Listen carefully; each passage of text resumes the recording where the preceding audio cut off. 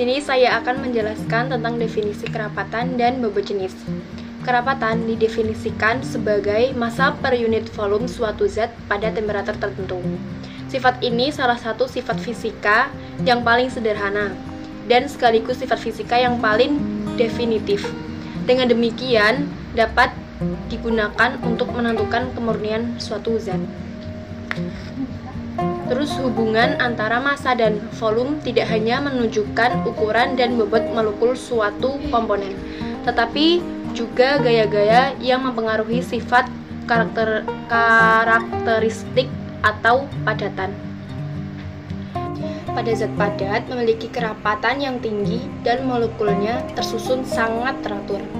Sedangkan pada zat cair memiliki kerapatan yang lebih rendah dan molekulnya tersusun sedikit tidak teratur. Dan pada zat gas memiliki kerapatan yang sangat rendah dan molekulnya tersusun secara acak. Sedangkan definisi bobot jenis adalah rasio bobot suatu zat terhadap bobot zat baku yang volumenya sama pada suhu yang sama dan dinyatakan dalam desimal. Dalam sistem CGS, satuan dari kerapatan adalah gram centimeter kubik, gram milimeter, atau kilogram liter. Sedangkan dalam sistem MKS adalah kilogram meter kubik, tetapi satuan ini jarang dipakai. Selanjutnya yaitu penentuan kerapatan dan bobot jenis. Pengidentifikasian suatu zat kini dapat diketahui berdasarkan sifat-sifat yang khas dari zat tersebut. Sifat-sifat tersebut dapat dibagi dalam beberapa bagian yang luas, yaitu yang pertama sifat ekstensif dan yang kedua sifat intensif. Sifat ekstensif, sifat yang tergantung dari ukuran sampel yang sedang diselidiki, dan sedangkan sifat intensif yaitu sifat yang tidak tergantung dari ukuran sampel. Jenis dapat ditentukan dengan menggunakan berbagai tipe, yaitu 1. Metode piknometer. Prinsip metode ini didasarkan atas penentuan massa cairan dan penentuan ruang yang ditempati cairan ini. Untuk itu dibutuhkan wadah untuk menimbang yang dinamakan piknometer. Kemudian, ketelitian metode piknometer akan bertambah hingga mencapai keoptimuman tertentu dengan bertambahnya volume piknometer. Keoptimuman ini terletak pada sekitar isi ruang 30 mili. Yang kedua, metode neraca hidrostatik. Metode ini berdasarkan hukum Archimedes, yaitu suatu benda yang dicelupkan ke dalam cairan akan kehilangan massa sebesar berat volume cairan yang berdesak. Kemudian yang ketiga, metode neraca Morse-Weisspals. Benda dari kaca dibenamkan tergantung pada balok timbangan yang ditores menjadi 10 bagian sama dan ditimbangkan dengan bobot lawan. Keuntungan penentuan kerapatan dengan neraca Morse-Weisspals adalah penggunaan waktu yang singkat dan mudah dilaksanakan. Prosedur kerja. Yang pertama adalah air. Disiapkan alat dan bahan yang akan digunakan. Yang kedua, timbang piknometer kosong dan catat hasilnya. Yang ketiga, isi piknometer dengan air hingga penuh dan tutup sampai tumpah. Kemudian tumpahan air dilap dengan menggunakan serbet. Yang keempat, masukkan piknometer yang berisi air ke dalam baskom yang berisi air es. Diamkan dan ukur hingga suhu 2 derajat Celcius. Yang kelima, dibersihkan air yang menempel dan timbang kembali. Yang keenam, dihitung bobot jenis dan volume air dengan massa jenis yang sudah diketahui. Prosedur kerja alkohol. Yang pertama, disiapkan alat dan bahan yang akan digunakan. Yang kedua, ditimbang piknometer kosong dan catat hasilnya.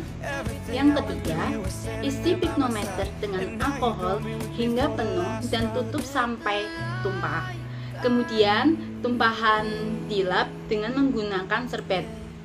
Yang keempat, masukkan pignometer yang berisi alkohol ke dalam baskom yang berisi air es. Diamkan dan ukur hingga suhu 2 derajat Celcius.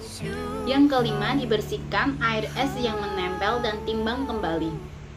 Yang keenam, dihitung bobot jenis dan volume air dengan massa jenis yang sudah diketahui. Untuk prosedur selanjutnya yaitu dengan menggunakan bahan virgin coconut oil ataupun VCO. Yang pertama yang perlu disiapkan adalah alat dan bahan. Alatnya yaitu seperti pignometer, baskom, lap, termometer, dan juga neraca. Dan selanjutnya bahan yang akan digunakan yaitu larutan virgin coconut oil dan juga air es. Air es ini digunakan untuk menaikkan suhu dari larutan yang nanti akan kita prosedurkan.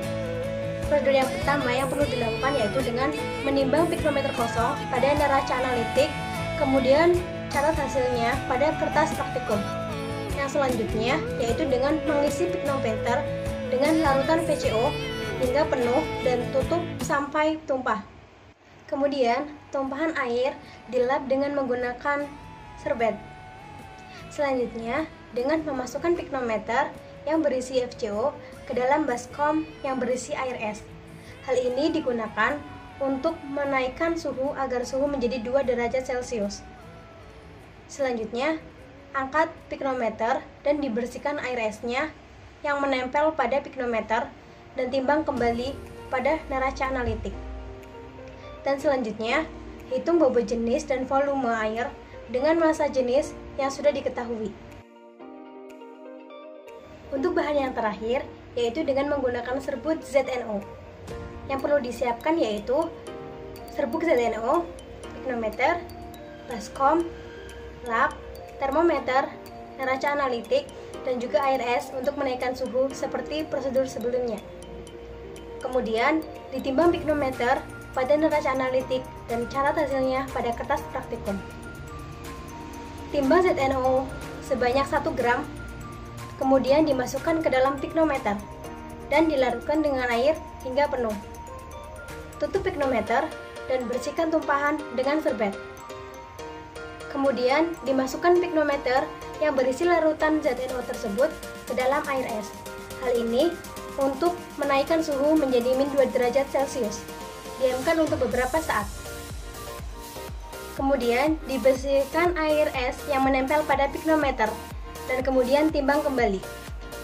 Setelah itu, dihitung bobot jenis dan juga volume air dengan massa jenis yang sudah diketahui. Oke, selanjutnya yaitu tahap perhitungan.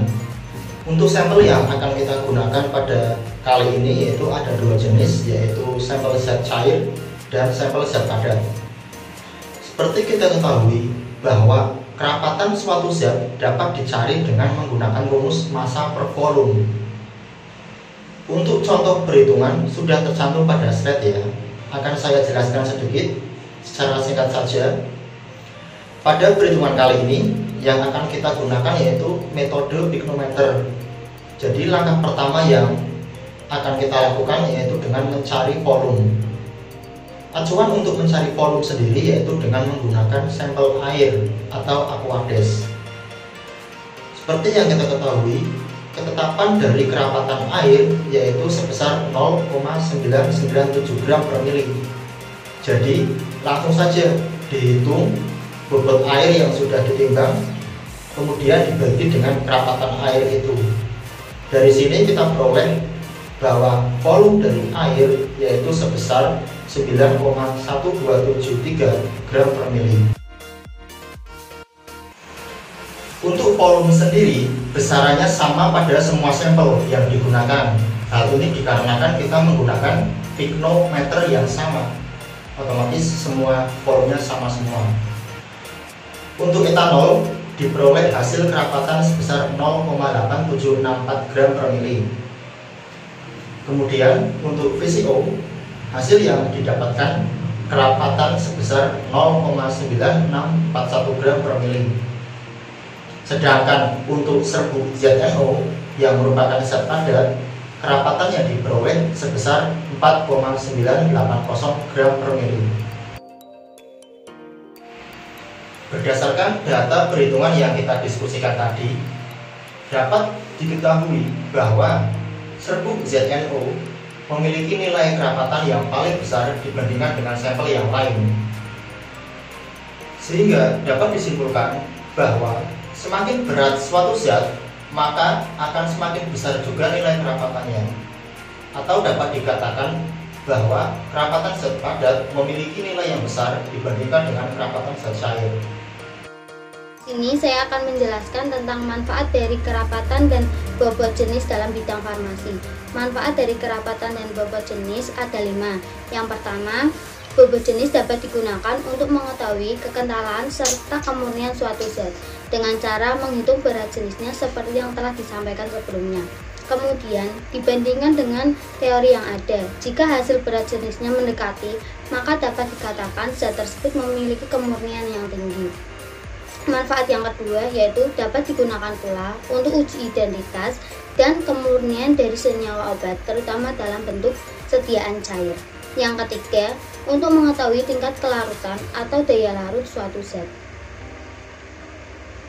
Manfaat yang keempat, untuk mempermudah dalam pembuatan formulasi obat, karena dengan mengetahui bobot jenis suatu zat dapat digunakan untuk mengetahui apakah suatu zat dapat bercampur atau tidak dengan zat yang lain, sehingga kualitas dari obat tersebut dapat juga didapatkan. Manfaat yang terakhir atau manfaat kelima yaitu banyak ahli farmasi sering mempergunakan besaran pengukuran ini apabila mengadakan perubahan antara massa dan volume.